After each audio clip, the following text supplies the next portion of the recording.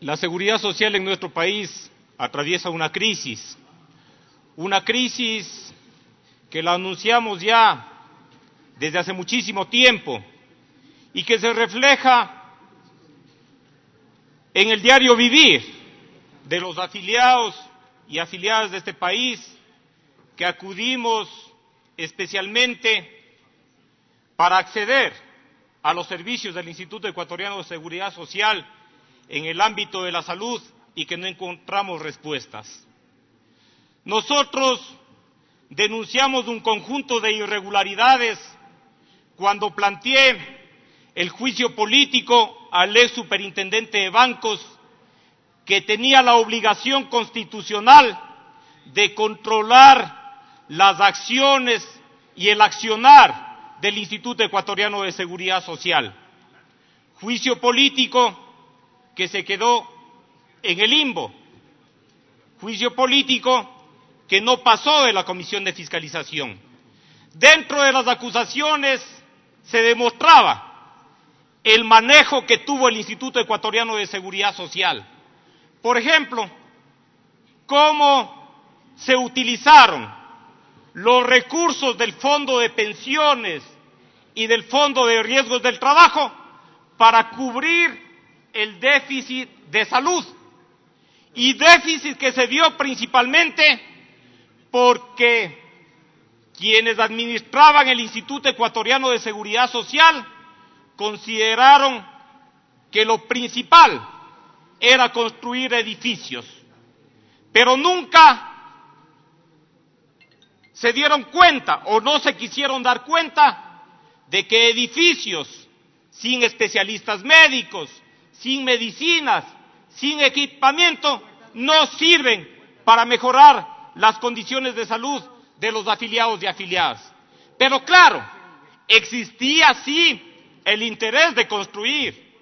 Tanto es así que el presidente de la Cámara de Comercio de Guayaquil en determinado momento dijo de que los hospitales construidos por la Junta de Beneficencia de Guayaquil tenían un costo de $1,200 el metro cuadrado. Pero mientras tanto, las edificaciones construidas por el IES llegaban hasta $1,600 del metro cuadrado. Miren la diferencia. ¿Con la plata de quién? De los afiliados. La utilización de esos recursos del fondo de pensiones es que ha llevado en estos momentos a un desfinanciamiento de ese fondo de pensiones. Una decisión que a todas luces fue ilegal, la resolución 501.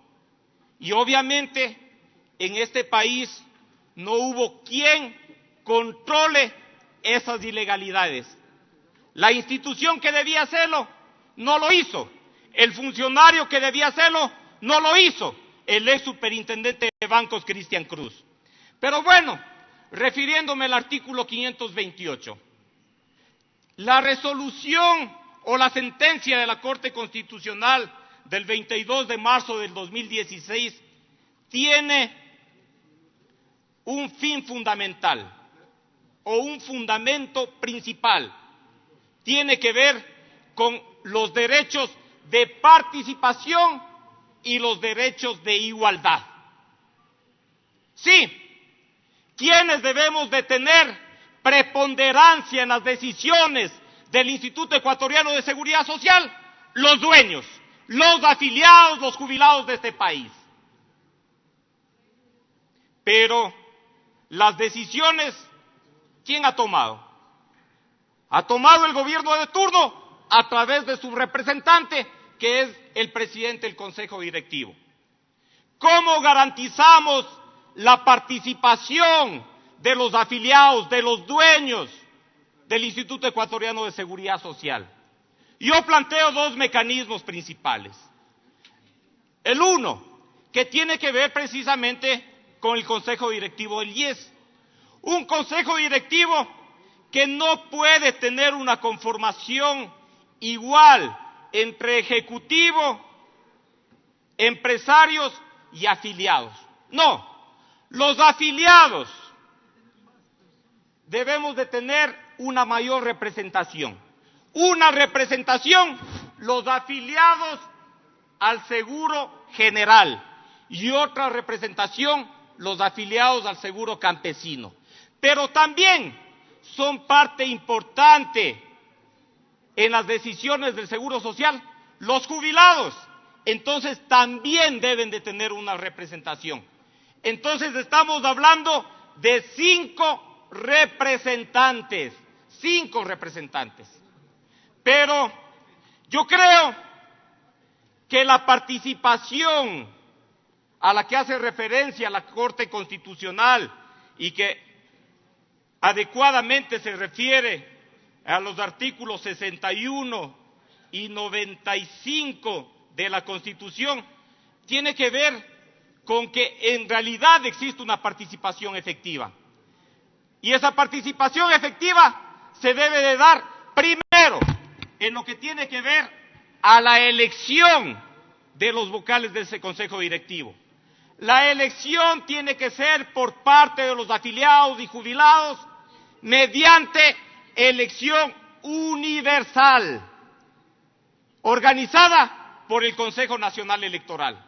Sí, que los afiliados tengamos la posibilidad de decir quiénes son nuestros representantes y no únicamente quienes fungen de dirigentes de las organizaciones. Los afiliados tenemos que tener la potestad de decir quiénes van a llevar la voz de nosotros en el Consejo Directivo del IES. Pero esa es una parte.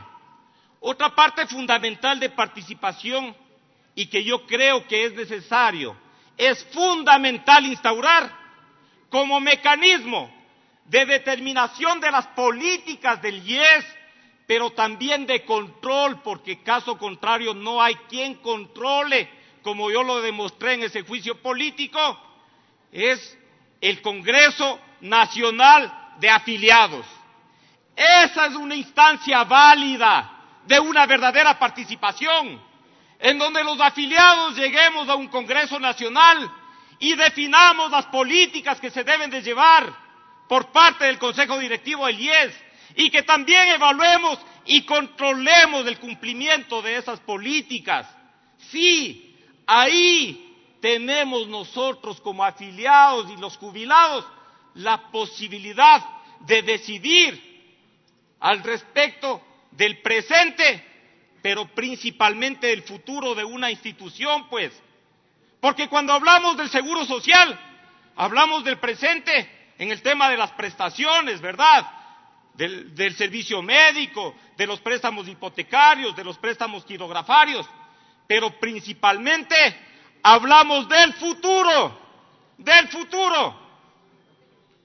Cuando todos aspiramos a ser jubilados y lo menos que queremos y lo menos que aspiramos es que nuestra pensión jubilar nos llegue a tiempo, de que nunca vaya a faltar esa pensión jubilar y que nunca suceda lo que está sucediendo en estos momentos y que ya ha dicho, y que al fin el representante del Ejecutivo, presidente del Consejo Directivo del IES, ha reconocido que ya casi no hay dinero para pagar las pensiones jubilares, lo que sería una cuestión absolutamente grave para el país, que no existan los recursos para pagar a la gente que más necesita.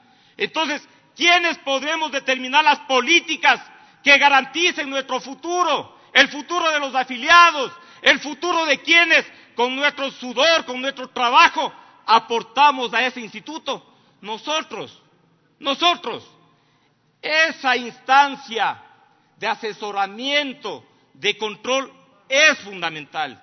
Y yo sí creo que acogiendo la propia sentencia de la Corte Constitucional, esta Asamblea debe de considerar la propuesta de crear esta instancia fundamental, el Congreso Nacional de Afiliados, que se reúna cada 6 meses, que pueda definir los planes, los programas, los proyectos las inversiones del Instituto Ecuatoriano de Seguridad Social. Ha concluido su que tiempo, sean señor inversiones legislador. rentables. Ya culmino, Presidenta.